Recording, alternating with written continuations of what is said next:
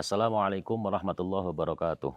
Bolehkah mengqodhokan sholat orang lain, artinya sholat orang yang sudah meninggal, sementara kita masih punya tanggungan sholat yang harus diqodho?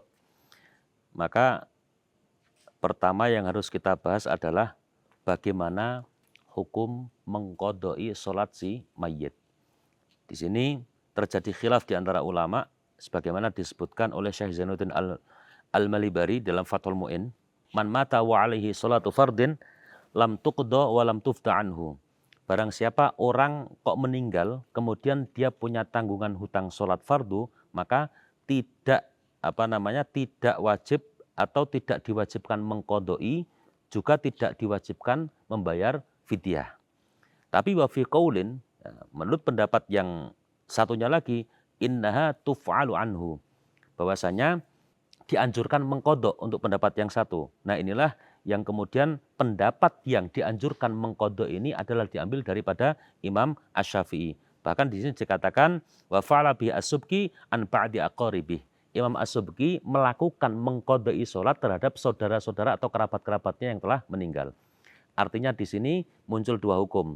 Berarti tidak diwajibkan, ini dalam kesepakatan bahwasanya ketika ada orang mati tidak diwajibkan mengqodho. Ya, tidak diwajibkan mengqodhoi sholat.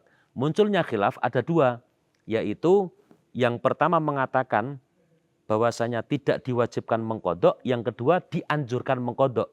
Bukan sampai tahap diwajibkan mengqodho, tapi dianjurkan mengqodho. Lalu kemudian bagaimana hubungannya dengan masalah pertanyaan tadi?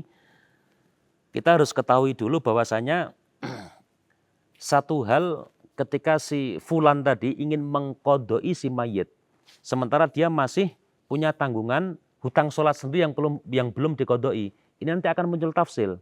Ketika kewajiban qodhonya dia sendiri itu meninggalkan sholatnya itu atas dasar karena udzur atau tidak karena udzur. Karena akan muncul beda hukum. Sebagaimana yang diterangkan oleh Imam Ahmad bin Hajar. Bahwasanya ketika orang meninggalkan sholat, sekali lagi, ketika orang meninggalkan sholat dengan tanpa udzur, maka annahu yahrumu alaihi tatawwu. Diharamkan menurut Imam Ibnu Hajar bahwasanya haram melaksanakan bahkan itu ibadah sunnah, misalkan qobliyah subuh, ba'diyah maghrib misalkan, ketika orang tersebut masih punya tanggungan qodho sholat yang mana meninggalkan sholatnya itu tanpa ada udzur. Artinya di sini batas level hukumnya adalah haram, tapi sholatnya tetap sah. Melakukan sholat sunnahnya tetap sah, tapi haram. Ini nanti sama. Jadi kalau kita hadap-hadapkan begini, ketika mengqodhoi sholatnya mayit, ini muncul dua pendapat, khilaf. Mengqodhoi sholatnya orang yang telah meninggal yang punya tanggungan sholat, artinya mayitnya punya tanggungan sholat, ini khilaf.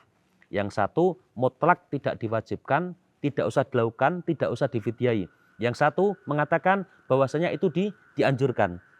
Sementara kalau kita bandingkan, ya, ketika kita bicara masalah ibadah sunnah, contohnya qobliyah subuh, tidak ada satupun ulama yang mengatakan ketidaksunahannya sholat sunnah qobliyah subuh.